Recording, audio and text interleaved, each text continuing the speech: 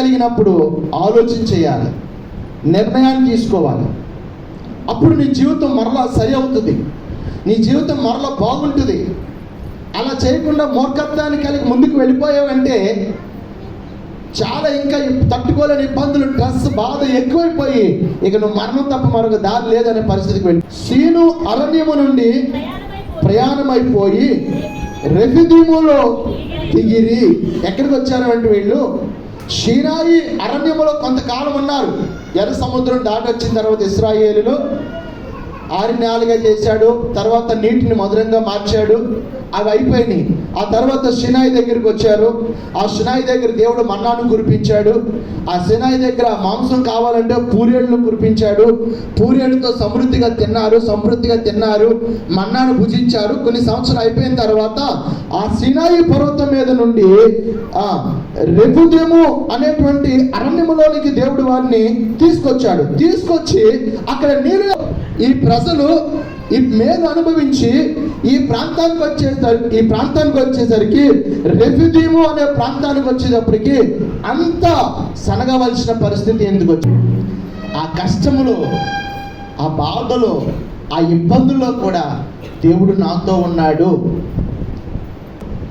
ఈ విశ్వాస ప్రయాణములో విశ్వాసముతో మనం నడిస్తే కార్యం చేస్తాడు, మన లోటుని సంపూర్ణం చేస్తాడు, మన కష్టాన్ని తీసివేస్తాడు, మన బాధను తీసివేస్తాడు అనే విశ్వాసముతో నువ్వు నడవాలని దేవుడు కోరుకుంటాడు. కాస్త ఇబ్బంది వచ్చినప్పుడు దేవుణ్ణి లెక్క చేయకుండా, సేవకుని లెక్క చేయకుండా, మందిరాన్ని లెక్క చేయకుండా, వాక్యాన్ని లెక్క చేయకుండా ప్రవర్తించే అనుభవం నీలో ఉంటే నువ్వు గ్రహించవలసింది ఏంటో తెలుసా? నీ మనసు ఏంటో అప్పుడు చూస్తున్నాడు.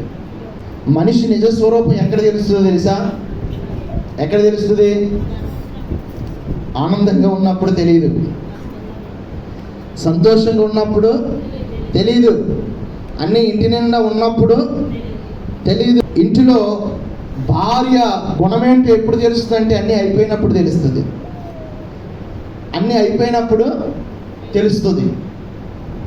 అడ్జస్ట్మెంట్ చేసుకుని సర్దుకునే వ్యక్తి అయితే ఉన్న వాటిని ఏదో సర్దుకుని జాగ్రత్తగా ఇబ్బంది లేకుండా ముందుకెళ్తుంది. ఏంటి ఎంతవరకు కూడా 4 అద్భుత కార్యాలు దేవుడు చేశాడే. ఎర్ర సముద్రంలో నడిపించాడే, మారాను మధురంగా మార్చాడే, మన్నాతో పోషించాడే, పూరేళ్ళనిచ్చి ఆనందపరిచాడే, మాంసంతో భోజనం పెట్టి ఆనందపరిచాడే. 4 మేలులు చూసిన తర్వాత ఒక కష్టం ఎదురైతే ఏమైపోయారు ఇశ్రాయేలీయులు? దేవుని మీద తిరుగుబాటు చేశారు.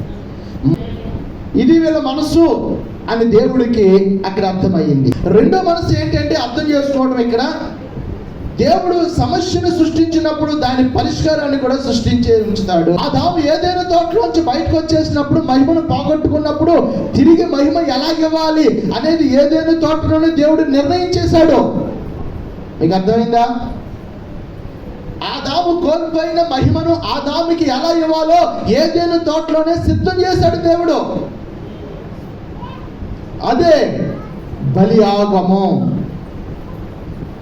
మనుష్య కుమారుడిగా భూమి మీదకి వచ్చి సిలువలో ప్రాణము పెట్టి రక్తము కార్చే అనుభవము అక్కడే చెప్పేశాడు దేవుడు. ఇదిగో నీ కొరకు నేను మరలా తిరిగి వస్తాను, నీవున్న స్థానంలోకి వస్తా, నీవున్న అనుభవంలోకి వస్తా, నువ్వు కలిగిన పాపపు అనుభవంలోకి వచ్చి నీ కొరకు నేను మరణిస్తాను, నీ కొరకు నేను చనిపోతాను.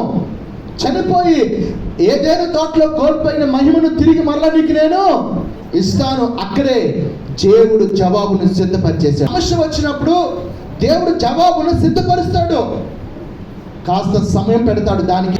ఇప్పుడు ఎర్ర సముద్రం దాటి వచ్చిన తర్వాత చేదు నీళ్ళు వచ్చినాయి కదా వాళ్ళకి. అయ్యా మాకు తాగడానికి నీళ్ళు లేవు, చేదు నీళ్ళు వచ్చినాయి కదా అని మోషే దగ్గరికి వచ్చారు కదా.